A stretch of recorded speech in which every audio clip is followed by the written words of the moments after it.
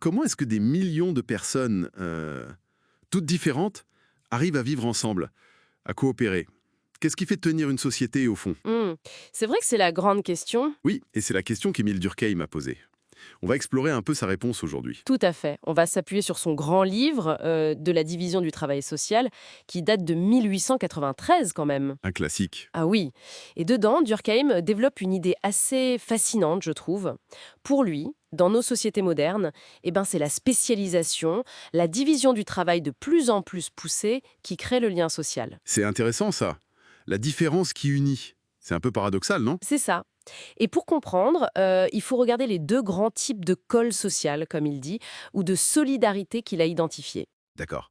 Alors, commençons par le premier type, celui des sociétés, disons, plus anciennes. Oui, ce qu'il appelle la solidarité mécanique. Il faut imaginer les individus un peu comme des molécules identiques, si on veut. Mhm. Dans ces sociétés traditionnelles, les gens se ressemblent beaucoup. Ils partagent les mêmes croyances, les mêmes valeurs, ils font souvent un peu les mêmes métiers, comme l'agriculture par exemple. D'accord. Et c'est cette ressemblance très forte qui fait le ciment du groupe. Et qu'est-ce qui maintient cette ressemblance, concrètement? Alors là, Durkheim parle d'une conscience collective très puissante. C'est un ensemble de croyances, de sentiments qui sont communs à tout le monde ou presque. Ah oui. La tradition, la religion, la famille, tout ça pèse très lourd. Le groupe exerce une forte pression. Et si quelqu'un sort du rang? Ah, ben là, la réaction est très vive. C'est perçu comme une attaque contre le groupe entier, contre cette conscience commune. Du coup, le droit est surtout répressif. Répressif, c'est-à-dire? C'est-à-dire qu'il punit sévèrement. Le but, c'est de réaffirmer les valeurs communes, de maintenir l'unité à tout prix. Pensez à un petit village très traditionnel, très soudé par ses coutumes. D'accord. La force du groupe par l'uniformité, en gros. C'est un peu ça, oui. Mais bon, les sociétés, elles changent. Elles deviennent plus grandes, plus peuplées, plus complexes. Comment le lien social évolue dans ce cas? Eh bien, c'est là qu'intervient le deuxième type de solidarité, la solidarité organique. Organique, comme un organisme vivant. Exactement. L'analogie change complètement. Durkheim pense aux organes d'un corps. Chaque organe a sa fonction spécifique. Ils sont tous très différents. L'ingénieur, le médecin, l'artiste, mais Voilà. Mais ils dépendent les uns des autres pour que le corps fonctionne. voilà, c'est exactement ça. Ils sont Ah, interdépendants. Ah, je vois. Donc ce n'est plus la ressemblance qui fait le lien, mais au contraire la différence et le fait qu'on ait besoin des autres. C'est ça la nouvelle colle. C'est tout à fait ça. La spécialisation crée une dépendance mutuelle, fonctionnelle. Le médecin a besoin du boulanger, qui lui-même a besoin, je ne sais pas, de l'informaticien, et ainsi de suite. C'est logique. La coopération devient une sorte de nécessité.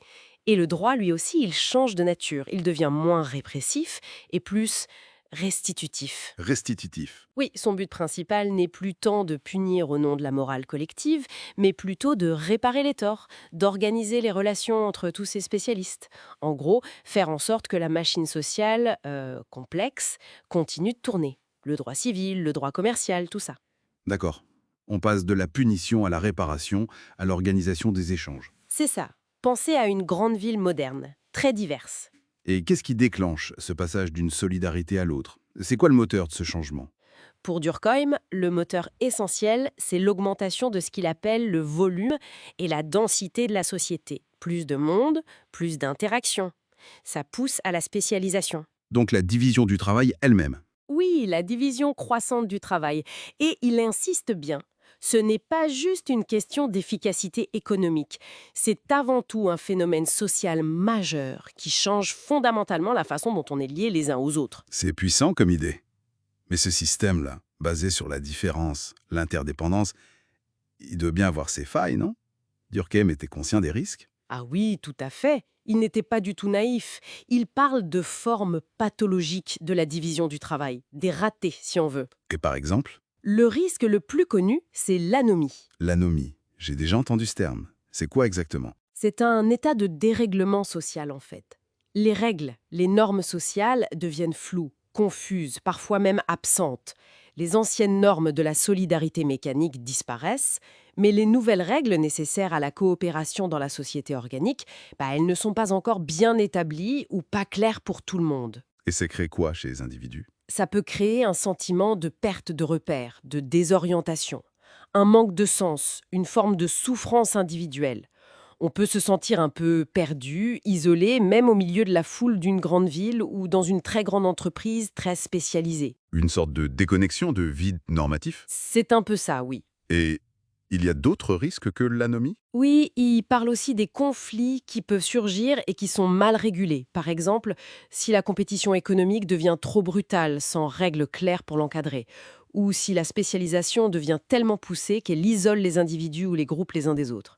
Il pensait notamment aux conflits de classe qu'il voyait à son époque. D'accord. Si la machine se dérègle, l'interdépendance peut se transformer en conflit. Exactement, la coopération nécessaire à la solidarité organique peut être brisée. Bon, alors si on résume l'idée centrale de Durkheim, autrefois, disons, la cohésion sociale venait du fait qu'on était tous un peu pareils.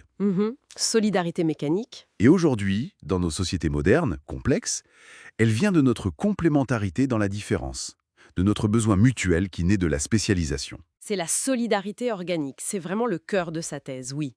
Et ça montre que la division du travail, ce n'est pas juste de l'économie, c'est un fait social total, comme on dirait. C'est fondamental pour comprendre comment on vit ensemble. Tout à fait. Et ça reste une grille de lecture très pertinente, je trouve. Ça nous dit que la diversité, la spécialisation, ce ne sont pas forcément des menaces pour le lien social. Au contraire, ça peut être le fondement d'une société unie. À condition que ça fonctionne bien. Voilà, à condition que cette interdépendance soit bien comprise, bien organisée, bien régulée. Ce qui amène peut-être une dernière réflexion, une question un peu ouverte. Aujourd'hui, dans notre monde actuel, est-ce qu'on peut identifier des signes de cette anomie, justement, de ces difficultés à gérer notre interdépendance qui est devenue si complexe? C'est une excellente question. On pourrait penser à certains aspects du monde du travail, peut-être à la fragmentation sociale, au sentiment d'isolement malgré l'hyperconnexion. Oui, ou aux tensions entre différents groupes spécialisés. Et du coup, qu'est-ce que l'approche de Durkheim pourrait nous suggérer comme piste pour essayer de renforcer la cohésion aujourd'hui? Peut-être justement insister sur la nécessité de créer des règles claires, de renforcer les corps intermédiaires, de redonner du sens à cette interdépendance pour que chacun comprenne mieux sa place et son rôle dans l'ensemble. Vaste programme.